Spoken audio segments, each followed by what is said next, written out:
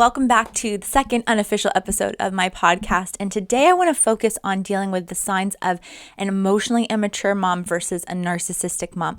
Now, I do have some artwork. I'll probably tag it in the comments below explaining. So emotionally immature moms are different from narcissistic moms. And this is the reason why emotionally immature moms, they're usually emotionally immature because there was a certain point, there was an event, there was something that happened in their life. And for whatever reason, they were never able to heal that moment. They were never able to bring resolution to that. Maybe they never learned skills so that they could be an emotionally healthy person. They didn't learn different relationship dynamics. And so for whatever reason, if you're dealing with an emotionally immature mom, it might feel like more like you're dealing with a toddler or a young child rather than a grown woman. And the reason that I say there's a difference between moms who are emotionally immature versus narcissistic is narcissistic moms, it is very unlikely that they will change. Emotionally immature moms, maybe they have good intentions, their heart's in the right place, but they're still hurting you. They're still causing pain to you. There's still damage that is there. And there is more of a potential that they will do the work, that they're willing to go to therapy, to actually do the work, not just say, oh, I went to therapy, but for them to pursue healing, for them to pursue emotional health. And when these moms do that, then you can have some semblance of a relationship with them. Now, here's the difference with a narcissistic mom. When you start implementing boundaries, when you start saying, hey, I need this behavior to stop or I'm going to leave. And that's really, and I'll do another video about boundaries, but really, that's what gives a boundary the oomph, because using words and just talking to someone who is narcissistic is not going to get you anywhere. They are going to argue with you. They're going to throw all of these things out of left field. They're going to try to muddy the waters of your conversation. And so when you're setting a boundary saying, I need this to stop, if this cannot stop, then I'm going to leave. I'm not going to be around for this. I'm not going to let you keep mistreating me. And so when you start setting strong boundaries like that, when you start saying, I'm not going to tolerate this anymore, or maybe you even just start slow fading. Not everyone is completely ready to set those strong boundaries, to say those things to your mom's face. And that's okay too. There is room for you to start just distancing yourself. Not everything has to be a big conversation, this big confrontation.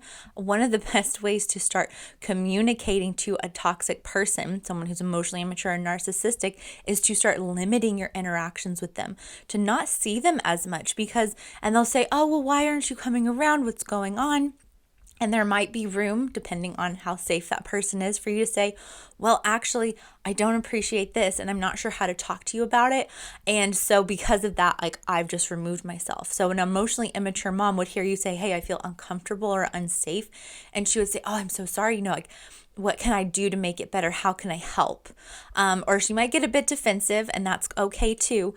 But genuinely, she was like, okay, but I care about you. I want this to work. So how can I make that happen? Narcissistic moms are going to say, well, that sounds like a you problem and I'm not going to change. You're just going to have to deal with me. That's my personality. That's just the way I am. All these excuses, all these reasons why they won't change and why they won't adjust.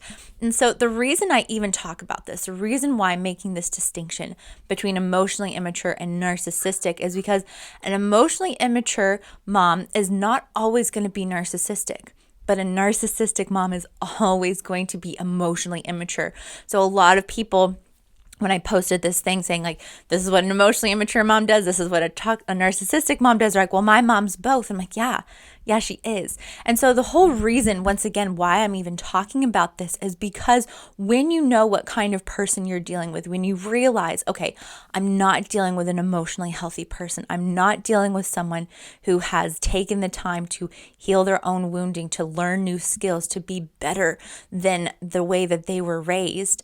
And so when you can know, okay, I'm not dealing with someone who's on this same path that I'm on, then it changes how you interact with them. So if you know your mom's emotionally immature, then you're not going to, be throwing things around. You're not going to be having these big confrontive, explosive arguments with her because you know that she can't handle it. She's not going to be able to do that. And so instead, you set boundaries. Instead, you start limiting your interactions with her. And when you can know the kind of person that you're dealing with, then it makes it easier for you because you're not expecting her to be anything other than exactly what she is. And this is something that's so huge, is so many people, they're like, oh, well, I just wish my mom would do this. I wish my mom would do that. I wish things were different. And you really need to let go of that hope, of that expectation, because you can't control her. Basically, you're letting yourself get caught up in this future time that's probably never going to happen. Moms who are emotionally immature, and especially moms who are narcissistic, they're going to have a harder time being able to settle down, to respect you, to listen to what you're saying without taking it so personally. And this is why I just kind of use toxic as an umbrella term when I'm talking about these moms, is because if your mom is toxic, then you're like, okay, I know that she's probably not going to hear my boundaries well. She's not going to respond when I start to take distance. And so how can I heal myself? How can I bring healing to those parts of me that are still wanting a mom, that's still wanting that maternal, that loving, that caring figure in my life?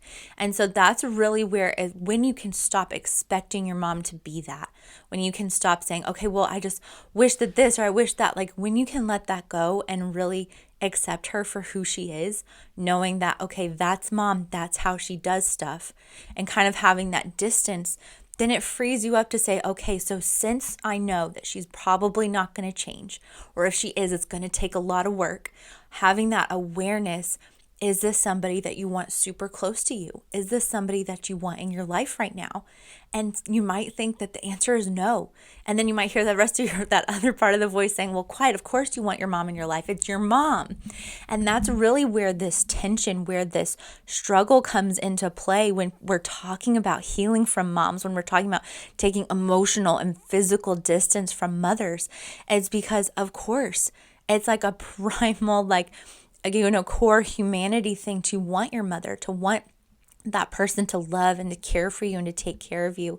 And even when you're an adult, and stuff, I've seen post women, they're middle-aged, they're grandmas, and they're like, oh, I miss my mom. I still miss my mom. And so when you're continually looking outside for that validation, for that comfort, then it's going to be even more difficult when your mom just cannot be that person, when she can't be that safe place, when she can't be that person for you. And so part of healing and part of walking this journey of realizing, first of all, realizing that you have a toxic mom, and then start adjusting your expectations, start to shift. And it's not because you're making excuses, it's you actually accepting, like, this is how it is. This is probably how it's always going to be. And so now, knowing that, what do you want to do? And a lot of it comes, and this is something I touched on in my last video, is learning how to give yourself that comfort, that love, that validation, that nurturing that you need, because your mom most likely is not going to be able to be that person. And so this is where part of the work that I do in my one-on-one coaching, and even in the guide and the course, I want it to be everywhere, because the first half is the awareness, right? These are all the signs. These are all the things. This is how you were probably wounded by your mother. And then here's some tools to help you start to reconnect with your authentic self. Because I really believe that every single person, you have this authentic self inside of you. And a great way to think about it, to imagine it, is almost like there's this statue inside of you, right? And so then as you experience life and you experience these pains, like stuff just gets thrown on the statue, right? Maybe it's like that chair that we all have, where you just pile laundry on it more and more and more, and it just gets bigger and bigger until you're like, okay, I finally have to do something about this. That's kind of the way I think about it when I think about the authentic self. Is there's wounding, there's beliefs, there's all this stuff that gets piled on top of our authentic self until you can't even see it anymore, until you kind of forget, oh yeah, that's even there. And so part of healing is to start to remove those things, to remove those unhelpful beliefs, to remove those things that's saying, those negative beliefs that you believed about yourself because that's what your mom told you, or because of something that happened at school when you were growing up. And so when you can bring healing to that, then that's when you can start get closer and closer to your authentic self. And as you can love yourself and give yourself that time and that attention to heal. And this is something I talk about in the Toxic Mom Recovery Guide, is helping you get closer and closer to that authentic self. to be able to like truly know what you want. Because I think that happens a lot when you have a toxic mom who either made you so dependent on her where she was like the answer to everything, she was the end all be all, and so now you're like, well, what do I want? Or maybe you went in like the more people pleaser route, and so you're always looking for other people and what other people want and other people need, and you're so outward focused. Healing looks like slowing down and connecting, like kind of like almost like drilling a hole, right? Like drilling through the stuff to connect to that authentic part of you and say, okay, well, what do you want? What do you want this to look like? What's possible for you?